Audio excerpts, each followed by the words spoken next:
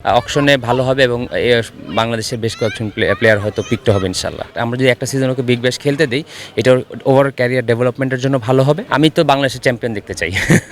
ভাই, ক্রিকেট অপারেশনসে আছেন, আজকে একটা গুরুত্বপূর্ণ দিন, কারণ আইপিএল এর অকশন সবাইকে এনওসি পাচ্ছে পুরো মৌসুমের জন্য। বাংলাদেশের 7জন প্লেয়ার আজকে আইপিএলে অকশনে ফিচার করতে যাচ্ছে।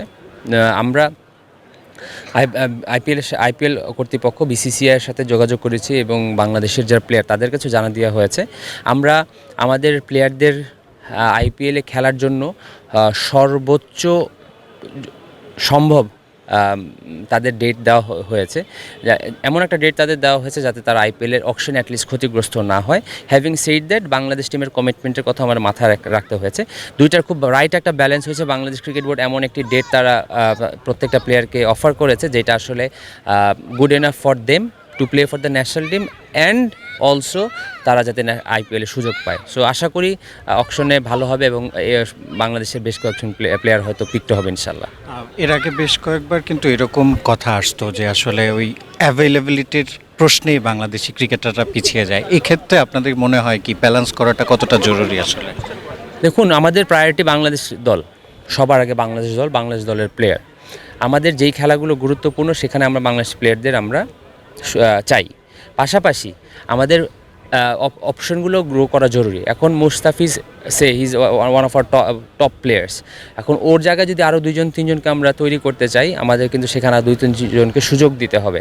সো সব কিছু মাথায় রেখে বাংলাদেশ ক্রিকেট বোর্ড এমন একটা পলিসি গ্রহণ করেছে যেখানে বাংলাদেশ দল ক্ষতিগ্রস্ত হবে না, বাংলাদেশ দলের পারফরমেন্স ক্ষতিগ্রস্ত হবে না। হ্যাভিং সেইড দ্যাট, তারা যাতে বাইরের লিগগুলোতে মানসম্মত এবং স্ট্যান্ডার্ড যে লিগগুলো আছে সেখানে তারা খেলতে পারে। একটা সময় ছিল যে বাংলাদেশ থেকে 1-2জন, সাকিব আল হাসান ছিলেন, মুস্তাফিজ ছিলেন, তারাই শুধু বৈশ্বিক লিগগুলো, আপনি যেটা বললেন মানসম্মত লিগগুলোতে খেলতেন। এখন সে বাস্তবতাটা বদলেছে, অনেকে আসছেন, এটা একটু টাফ জব হয়ে যাচ্ছে। না, এটা আসলে Bangladesh, all credit goes to Bangladeshi players. তারা বৈশ্বিক মঞ্চে নিজেদের এমনভাবে মেনে তুলছে যে তারা এখন সুযোগ পাওয়ার সেই সম্ভাবনাটা তৈরি করেছে। দেখুন, ক্রিকেট একটা ইভলভিং গেম। এখন আগে এটা হয়েছে দেখে এখন এটা হবে না, বা আগে এটা হয় নাই দেখে এখন আমরা করবো না, ব্যাপারটা এই না। আমরা প্রতিনিয়ত শিখছি, প্রতিনিয়ত উন্নতি করছি এবং প্রতিনিয়ত সামনের দিকে এগিয়ে যাচ্ছি। সো আমাদের যারা আজকে অকশনে ফিচার করছেন তাদের জন্য বেস্ট অফ লাক থাকবে। আশা করি তারা সবাই পিকড হবেন ইনশাল্লাহ। রিশাদের কথা হচ্ছিল, রিশাদ বিগ ব্যাশে সুযোগ পেয়েছেন, সেখানে তার একটা বড় সুযোগ আসলে আইপিএলে দল পাওয়ার জন্য এটা কিন্তু একটা নিয়ামক হয়ে দাঁড়াবে। কিন্তু আপনারা কিন্তু তাকে এনওসিটা দিয়েছেন, এটা একটা অন্যরকম বাস্তবতা। বিপিএলে তিনি খেলছেন না, এটা কতটা কঠিন ছিল এই সিদ্ধান্তটা? এটা অবশ্যই কঠিন ছিল। বাংলাদেশ ক্রিকেট বোর্ডের ম্যানেজমেন্ট অনেক চিন্তা করেছে, কিন্তু তারা বাংলাদেশ ক্রিকেট বোর্ড চিন্তা করে যেটা ফিগার আউট করেছে যে বিগ ব্যাশ আমরা যদি একটা সিজন ওকে বিগ ব্যাশ খেলতে দিই, এটা ওভার ক্যারিয়ার ডেভেলপমেন্টের জন্য ভালো হবে এবং ওর ক্যারিয়ার যদি ডেভেলপ হয় সেটা বাংলাদেশ দলের জন্য আমরা আরও বেটার সার্ভিস পাবো। সো আশা করি ও বিগ ব্যাশটা খুব ভালো খেলবে, ফর্মে থাকবে, ফিটনেস ধরে রাখবে এবং ওই কনফিডেন্সটা নিয়ে এসে বাংলাদেশ দলের জন্য সে সার্ভিস দেবে।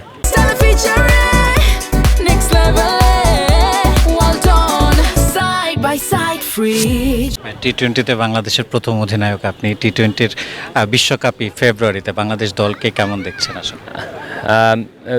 Being a former cricketer, being a fan of Bangladesh cricket, আমার শুভকামনা থাকবে। বাংলাদেশ গত বছর 2025 এই রানিং ইয়ার বেশ ভালো গিয়েছে। আমরা 5টা সিরিজ জিতেছি। প্লেয়াররা কনফিডেন্ট আছে, প্লেয়াররা ফিট আছে, প্লেয়াররা পারফর্মিং। আশা করি তারা সামনের ওয়ার্ল্ড কাপ খুব ভালো খেলবে ইনশাল্লাহ। সুপার 8-এ দেখছেন বাংলাদেশ? আমি তো বাংলাদেশের চ্যাম্পিয়ন দেখতে চাই।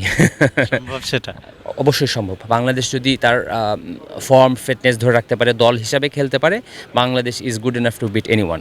সাবেক ক্রিকেটার হিসেবেই জিজ্ঞেস করা, তুরুপের তাস কে হতে পারে? 2-3 জনের নাম যদি বলেন। বাংলাদেশ টিম আপনি যদি গত 20 বছরের পারফরমেন্স অ্যানালাইসিস করেন, আমরা তখনই ভালো খেলি যখন একটা দল হিসাবে খেলি।